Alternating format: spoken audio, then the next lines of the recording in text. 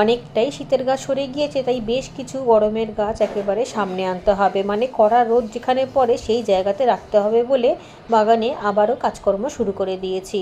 আর বাগানের কাজ মানেই তো মাটি ফাটি নিয়ে কাজ, তাই একটুতেই নোংরা হয়ে যায়, চারিদিকে মাটি মাটি হয়ে যায়। এদিকের গোলাপ গাছটিকেও একেবারে রিপোর্ট করে দেবো আজকেই। যা অবস্থা হয়েছে টবটা, তবে 3 বছর কিন্তু ওই প্লাস্টিকের টবের মধ্যেই ছিল, গাছটা এখন বিশাল লম্বা হয়ে গিয়েছে আর ঝাঁকড়াও হয়েছে, তার সাথে সাথে প্রচুর কুড়িও এসেছে এবং ফুল ফুটেই চলেছে। আজকেও শীতের বেশ কিছু গাছ খালি হয়ে গিয়েছে, তাই সেই আগাছাগুলোকে এক জায়গায় রাখলাম এবং কাটাই ছাটাই ডালগুলোকেও একসাথে রাখলাম। এগুলোকে রোদে শুকনো করতে হবে এবং ভালোভাবে সাজিয়ে নিতে হবে।